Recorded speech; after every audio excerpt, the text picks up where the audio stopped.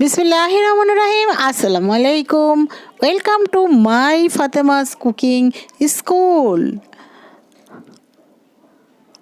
High everyone, I am Fatema. আমি আজ দেখাবো মুরগির মাংসের বল দিয়ে কিভাবে খুব সহজে আমি নুডলস রান্না করেছি সেটাই শেয়ার করব। আমার এই রান্নাগুলো যদি ভালো লেগে থাকে লাইক, শেয়ার এবং সাবস্ক্রাইব করবে। পাশে থেকে বেল আইকনটি বাজিয়ে অল বেল আইকনটি বাজিয়ে দেবে, তবেই আমার নিত্য নতুন রান্না সবার আগে তোমাদের কাছে চলে যাবে। এখানে আমি ফ্রাই প্যান বসিয়ে তেল গরম করতে দিয়ে দিয়েছি, আর আমারই তৈরি করা মুরগির বলগুলো আমি ভেজে নিচ্ছি এবং পেঁয়াজ দিয়ে নিলাম। পেঁয়াজ দেওয়ার হালকা ভেজে ডিম দিয়ে নিয়েছি। ডিমগুলো খুব ভালোভাবে ঝুরঝুরে করে নেব। কেমন আছো বন্ধুরা? আশা করি খুব ভালো আছো, আর আমি আল্লাহর অশেষ রহমতে খুব ভালো আছি।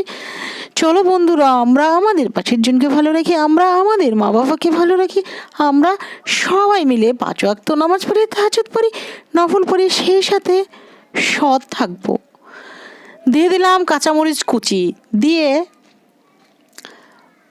পানিতে সেদ্ধ করে নিয়েছিলাম 2-3 মিনিটের মতো। গরম পানির মধ্যে দিয়ে নুডলস ছেঁকে ঠান্ডা পানি দিয়ে ধুয়ে আমি ঝরিয়ে রেখেছিলাম। এখন আমি নুডলসটি দিয়ে খুব ভালোভাবে নেড়ে চেড়ে নিচ্ছি। কি আর বলবো, প্রতিদিন 20-30-40টা সার্ভ চলে যাচ্ছে, কিচ্ছু করার নেই। আবার আমিও করলে সেটাও থাকছে না, আনসাবস্ক্রাইব হয়ে যাচ্ছে। বুঝতেই পারছি না কেন এমন হচ্ছে।